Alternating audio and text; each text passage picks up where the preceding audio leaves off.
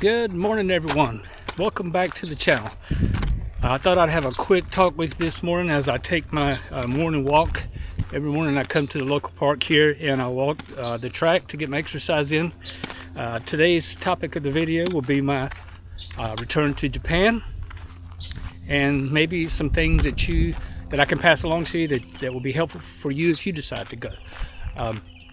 So I'm still in the United States. In about 2 weeks I'll be leaving the country, going back to Southeast Asia, heading back to stop at Japan. I always stop at Japan on my way over to Thailand, and I kind of rest and get my body acclimated to the time change and enjoy Japan because I love Japan so much. So I'm going to talk about a few things that may be able to help you if you decide to go to Japan, if it's your first time especially. All right, so I'm going to speak to you from the view of a U.S. citizen. So I don't know if the requirements may be different for Australians, UK, whatever, I don't know. So I'm just going to speak to you from my experience as a U.S. citizen with a U.S. passport. So first thing you need is a U.S. passport, obviously. After you have your passport, you've got at least 6 months left before it expires, and a few extra blank pages, you're good to go there.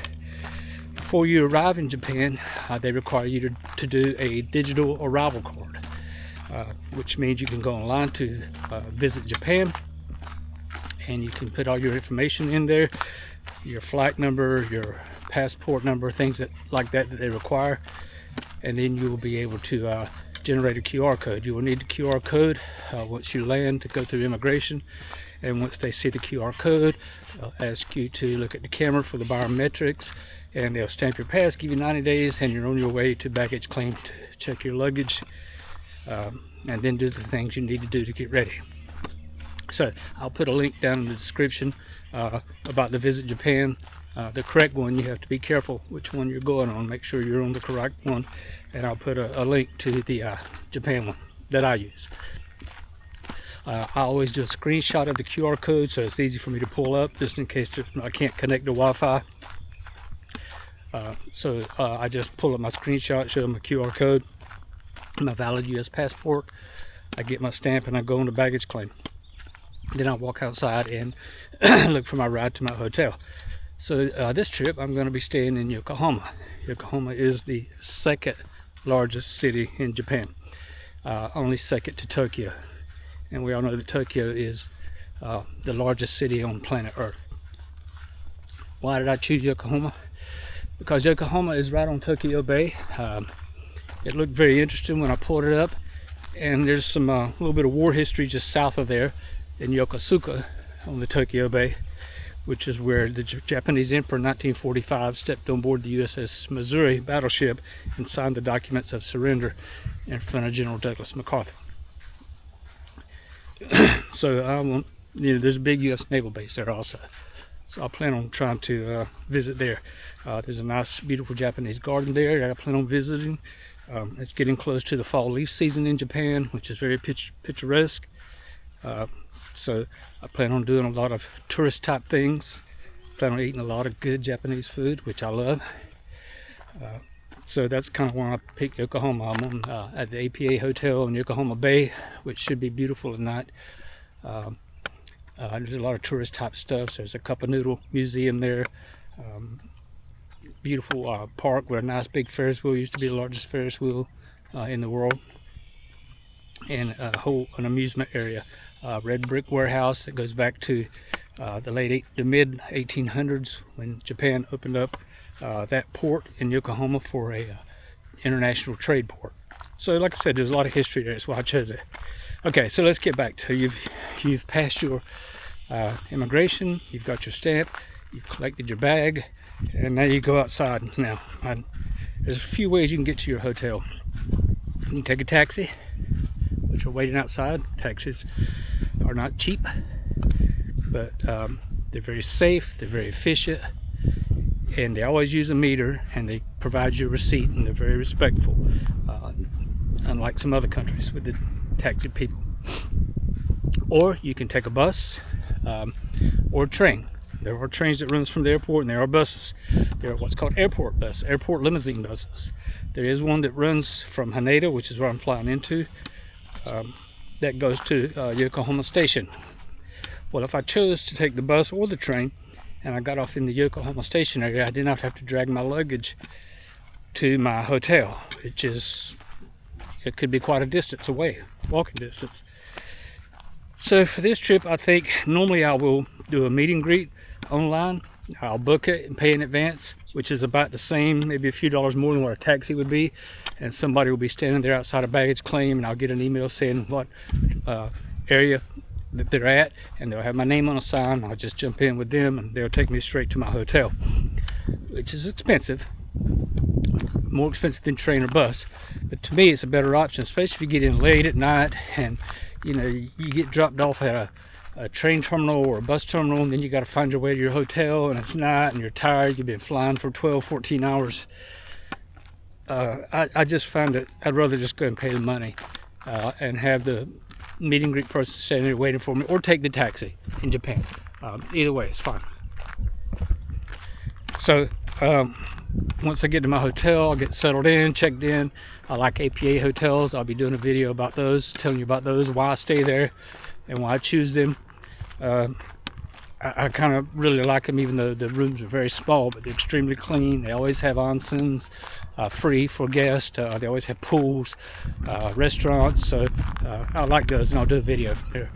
So really and truly, your airlines that you fly will ask you probably for a return ticket. If you do a round trip ticket, that's not a problem. Me, I always do one-way tickets because I never know when I'm going to come back. So for me, in this case, when Delta asked me when I board here in the US about a return ticket, in my case, I'll just show them my passport because I have a retirement visa in Thailand. So basically, I'm going back to my second home. And that will be suffice for them. But in most cases, you know, they will ask for your return ticket, especially if you're going into multiple countries. Like for me, I also got a ticket from Japan to Bangkok, Thailand, so I could actually show that if I wanted to, but in this case I just showed my passport, and if they did ask for the extra ticket from Japan, I would show them that because I have it. Let me show you my walk.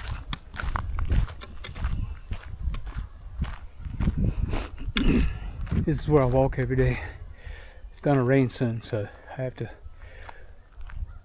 cut this short probably. So anyway, Yokohama, Japan, flying into Haneda Airport.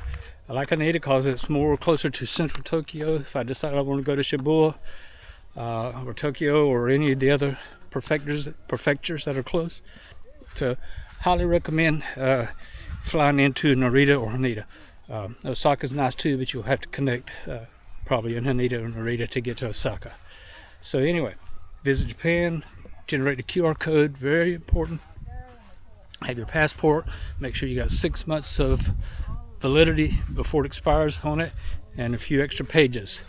Return ticket, you know, you should be good to go. Google Maps works good, all your credit cards will work good. Before you leave the airport, I would recommend after you collect your baggage, go into an ATM, taking your debit card, credit card, whatever you use to get cash, go to the ATM and get you some yen. Even though most places in Japan will accept debit and credit, you still might go to some small mom and pop shops that take only cash. I will tell you this, there's a lot of shops there that will not, if you don't speak Japanese, they will not want your business. There'll be a sign outside in Japanese that basically says, if you can read this, you're welcome to come in. It's not because they don't want you. It's not because they're racist or not because of any of that. It's just because that they don't speak English, and they would be embarrassed to mess up your order, even though you'd have Google Translate, which I recommend you downloading. They just don't want to be put in that situation. Understandable, but there's a lot of places that serve foreigners, so don't worry about that. So that's the best advice I give you. Give some yen, get you some yen out of the ATM machine when you get there.